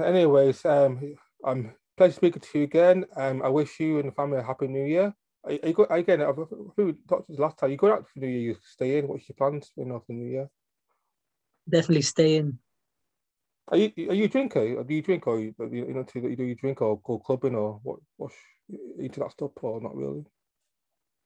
I've never drank alcohol and I've never gone clubbing. Boring. boring. I think I'm all right. So you never drunk once? Never had a beer, wine, nothing? I've never seen the benefit of it. What is the benefit of it, Mr. Babatunde? Having a good time, of course. I don't need to drink to have a good time. Okay. So what are you saying? You saying you need to drink to have a good time? I don't say needs to. I just feel like, especially when stressed, having a glass of wine or having a few beers doesn't help. As long as you don't overindulge it, as long as you don't, do it all the time, as long as you do it in balance, it's no harm done. That's just, I don't think, drink is everything. I just think as long as you do it in balance, it can help you have a good time. If you say you're stressed, then all you have to do is target the root cause of the stress. You don't need to drink. Okay. Why get stressed? Like if you look at the way I've spoken to you throughout this whole video, most of the time I'm just a very chilled person. So if stress happens, I just keep my mind calm. I just deal with it. I don't need to drink. Okay. What drinking does, in my opinion, it clouds your judgment. But Eddie Hearn's a good example. Just stay chill and you just deal with situations. I mean, you look at Eddie Hearn, but then you look at all the other promoters. You got like Leonard Ellaby. Oh, when I see Eddie Hearn, I'm gonna punch him up. I'm gonna like, mate, you're a 60-year-old man, and Eddie Hearn's not small. You think Eddie Hearn's gonna stand there and let you? Eddie's like 6'4", 6'5". Eddie Hearn's a big dude. Eddie Hearn's bigger. Eddie Hearn's bigger than most heavyweight champions. Bigger than Muhammad Ali. Yeah, when I saw him and David Haye next to each other, like he makes Haye look small. Wow. And I've met Haye, and Haye's a big guy. So it's like Eddie Hearn's like 20 years younger than you, and you're talking about I'm gonna punch him up when I see it. Well, what you think Eddie Hearn's gonna stand there? But why stress yourself out? If you got a problem with Eddie Hearn, just talk about it behind closed doors. Like, why stress yourself out on camera? Like, I just think stress, if you just deal with it logically, people make it worse in their minds. Okay, You know, make it just take overcomplicated thing, or make it just overcomplicated. just take a step back. Just see things for what they are. So like when we talk about the old fighters fighting, I hate to see it, but it's up to you. It's your life. You know, my advice is don't do it, but you know, that's up to you. You know, so it wouldn't. So I know it's painful to watch, but yeah, to be honest, I haven't even watched all of it. I've never watched Ali Holmes. I've watched clips of it. I'm not going to watch the whole fight.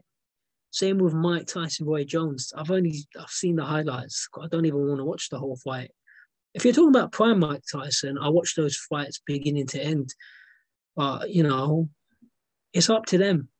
If they want to get in the ring and get, you know, like Holyfield. I haven't seen the whole Holyfield versus whoever it was that knocked him out. I don't really want to watch it. Holyfield wants to get in there. Like, you know what you do? You don't need my advice. It's the same with you. You don't need me to tell you to look both ways before you cross the road. And you know, that's up to you. Now I can give you my advice, tell you what to do in boxing. My advice is don't go knocking on fighters' doors because they're not going to like that. Don't go to someone's house uninvited. If you do, then that's your problem. You know, so that's all I can say to you. So don't get when you're interviewing people. Yeah, you can ask people hot, challenging questions. Just don't get personal. If you want to get personal, whatever happens, that's your responsibility. Yeah, I'm not going to feel sorry. I've seen people get taken out of press conferences before, so you know, don't expect me to feel sorry for you. You know, so what happens to Holyfield is it's not going to stress me out. So, bit of a long sort of point to make, but I never get stressed. Just like sometimes people say things about me on my videos. Don't bother me. You Yeah, like it, you like it. You I've don't like never it. seen you. Yeah, one thing I give respect. I've never seen you angry, like angry, maybe frustrated, but I've never seen you. I watched a lot of your videos, Michael, and you're very calm. You're very soft spoken all your videos. I've never seen you like go like crazy, like I'm gonna kill this. I'm gonna kill Ty and Booth. I'm gonna go at No, no, no, no. I never see you like out of character. You're always calm and gentle in all your videos. No, but I'll say quickly. But when you say, did you say you've seen me frustrated? Yeah, like a bit frustrated. Like when you say you're quitting the boxing interviews. Like I sometimes see you like you've had enough. You want to do something different. I've never seen you angry. I've seen maybe at best Oh no, no, frustrated. I'm not. I will explain. I won't say I'm frustrated. When I said that, just a bit bored. I've been around boxing a long time, and it takes a lot of time and effort, you know. Because if I'm gonna go to a press conference, you got to take the day off work, so you're not gonna get paid for that day, and just a lot of time and effort. But I never get angry with people because I'll keep it as short as I can. But as people get to know me, I'm a very wise person. So say someone's got a problem with me, I mean, why would it upset me? That's your opinion. And, you know, we live in a very crazy society where everyone's hostile. Well, if you came up to me and said something to me face to face, the thing about these people in my videos, it's only people that have never met me that say these things. If you used to actually meet me, you'd realize I'm a likable person. So, you know, don't bother me, we got to say, you know, because if you met me face to face, you're probably going to like me. But why do I need to get upset with someone? So even Ty and Booth, just a quick example, what I think of Ty and Booth and Kugan Cassius, I mean this from the bottom of my heart. I don't really like them. Like, they're not my favorite people, but I wouldn't call it beef. I just don't really like them. And if they want to get in a ring, we can do it. They're both much bigger than me, and I'm not going to ask for anything stupid. I'm not asking for any money, and I'm not asking for you to come down and wait. So, you know, if you want to do it, you can do it. You know, but I don't wish Time Booth any harm. And I'm giving these guys the advantage. Like, I'll let you come in the ring as heavy as you like. But why? Maybe this is a topic for another day. But why do I need to get emotional? Why? If you've got a problem with someone, just say what you need to say and leave it. But why do people need to get emotional? I don't really care what they do. Yeah, You especially know, when I see channels, YouTubers get emotional about people who don't care about them. Why talk about somebody who doesn't care about you, who couldn't care less if you died the next day? For and then me, when you're when you giving that say person deep this, emotion. but then these people that get emotional, they're probably not people that fight. I don't need I know, and people can say what they want to say about me, but listen, I've had fights, I've sparred people, so that makes, and plus I'm in the British Army. I'd say I'm tougher than probably anyone watching my videos. Apart from, obviously, I'm not, some professional fighters watch my videos. So when you're getting emotional at other people, it's not that serious. Like if I saw Ty and Booth or Coogan, well, I'd say what I've said about them online. I'd just say, look, do you wanna? I've called you out a few times, and but when people get emotional with each other, it's not that serious. Just don't. Okay, it's like Ellie Setback. I don't like watching these videos, so I haven't watched these videos in years. So I don't need to call him out or threaten him. Or so that's just something. It's a human weakness. Why talk about other people? You can say, why do I talk about Coogan and Michelle? That's because they're relevant to what I'm doing. And the fact is, I'm going to get compared to them no matter what I do. Yeah, I definitely. don't There's think one I've taken. thing. Yeah, I there's one don't. thing. I don't Yeah, think I've taken. So I don't think I've taken any personal shots at them. I'm just giving my opinion on the work they do. I don't think I've gotten personal with Coogan. I yeah. have got personal with Tyan, but that's because Tyan got personal with me first. But Yeah, definitely. There's one thing talking about somebody, one thing obsessing, like making 5, 10 videos a week about the same person, getting over emotional, giving yourself a heart attack, giving yourself necessary stress. Because in the day, you're giving free promotion to that person that you despise, and that person that you hate doesn't care about you. So why you talk about somebody that so much, and they don't care about you, don't care about your family, don't even know you, probably will never see you in your life. Because these YouTubers that give all the YouTubers all these free promotion, just it confuses me. Why are you giving somebody all the attention in the world when you're not giving anything new back? You waste your time and energy. Focus on you. Don't focus on them. Focus on yourself. well, I'd say quickly the thing about me and Coogan, I respect the work he's done. Of course, I do. I don't really respect Ty and Booth's channel, but obviously, of course, I respect Coogan's channel. But I'd say quickly, with the way I look at it, I've got no problem getting in the ring with these guys. In my opinion, if I get in the ring with Ty and Booth and Coogan, in my opinion, it's going to be interesting to watch.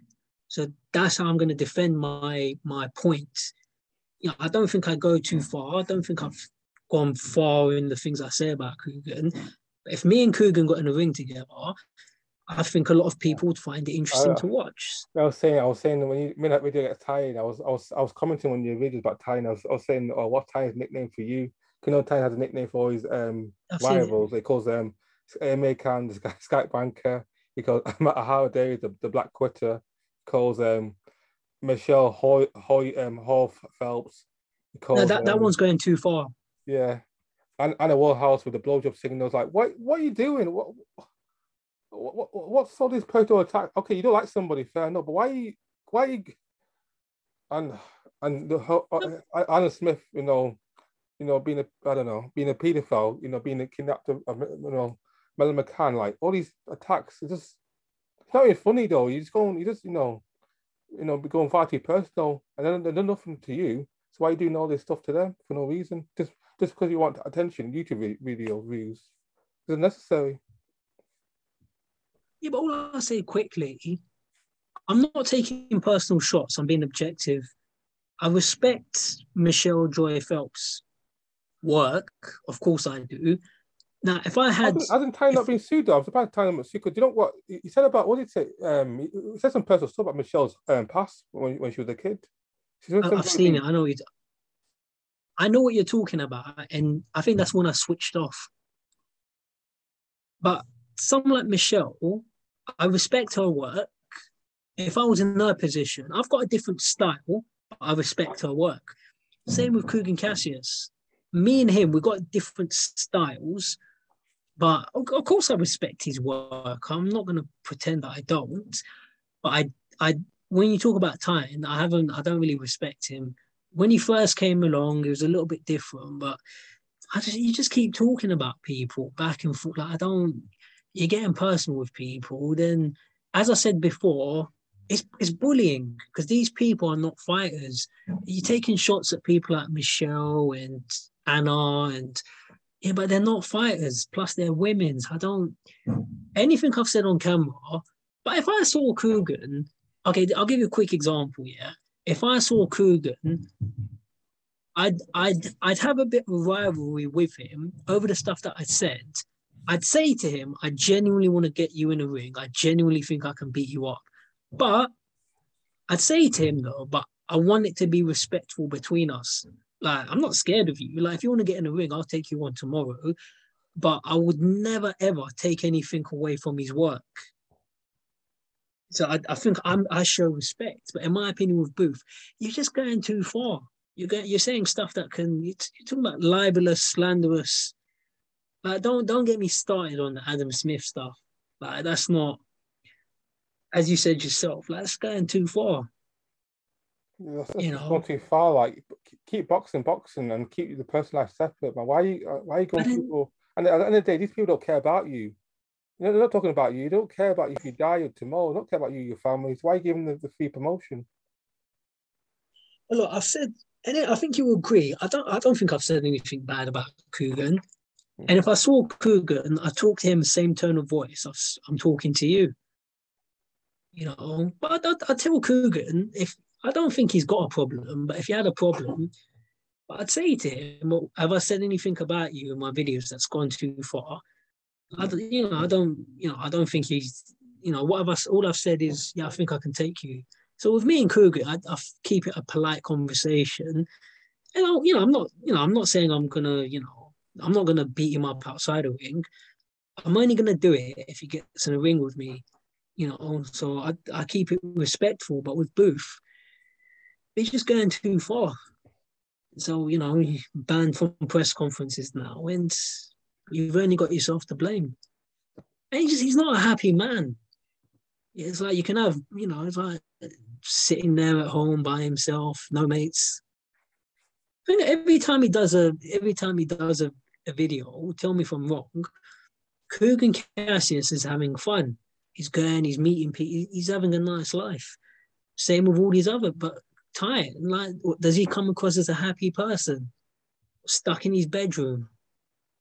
I've given you, like, I don't look at this as an opportunity for you. Like, you and me, we're both just people.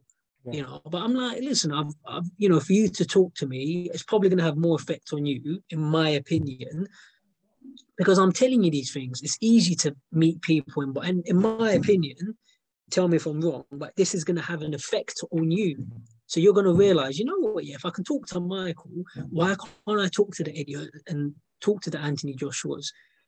But imagine if you just sat there by yourself. And remember, you work, don't you? So you got friends and but this is the thing with Booth, he doesn't work.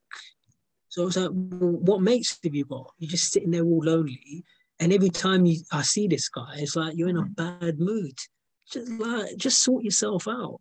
I mean, this is not a dig, yeah. I thought he was happy, but apparently, I'm not sure this. Apparently, he's making 6 figures a year, doing this crypto Booth thing. Yeah, and his YouTube merchandise, apparently doing well financially. But if you're doing well financially, okay, focus on that. Why are you focusing on Coogan 24/7 then? And everybody's about Coogan this, Coogan that, Coogan and his baby mama, Coogan and his affairs. Why are you just focusing on yourself? You're doing well financially, then that's fantastic. Why are you still focusing on the past so much? I mean, it's up to him though. Like, you brought it up, so I'm just responding. But I don't know why you're talking about someone else's personal. Have I ever mentioned anything about Kugan Cassius, his girlfriend? I don't care what he does. It's his business. In my opinion, if Kugan gets in a ring with me, I think I can take him. And that's all I've ever said about Kugan. But when you keep talking about him and his personal life, and you can do it. I'm not telling other people what to do, but I just think it's sad. I think it's just tasteful, man. And if you listen to the things I've said in this conversation, I'm trying to go to the next level. Like, I don't really care about people's personal lives. I met Derek Chisora. It went well. I met Eddie Hearn recently. I couldn't get the interview, but it went well. I interviewed Parker. I interviewed Zelfa Barrett. I'm trying to get into people's gyms. I'm trying to do. I don't care about people's personal lives. I could tell you people in boxing that have dealt drugs. I'm not going to, but I could if I wanted to. And even it's not even. I've heard people mention their names. I've heard people talking about it, but I'm just trying to do my thing, you know. And yeah, we've said enough about it. And just same with you. Just push your channel. You know, just all this negativity and just Porky's Corner is another one. I just leave people's personal life to them. But if you've got a problem, say it to a person's face, you know? Absolutely. But Lastly, anyway, last question. What's your prospect of the year? My prospect of the year is probably Dennis McCann. What's yours prospect? What fight he's done well this year that's going to do more good things for next year? I like the Azim brothers. Yeah. Yeah, probably say them. You could say Fraser Clark, but obviously he hasn't had his debut. I'll probably say the Azim brothers because obviously now I think now they're fighting on Amir Khan's undercard. So they can showcase the talent and see, we can actually see some of the potential. Yeah, definitely. Anyways, Michael, as always, pleasure speaking to you. We always have some great conversations, and in the new year we can have a nice chat again and see where boxing takes us come 2022. No problem. Anytime, Yemi. All right, you take care, man. You take care. You too, my friend.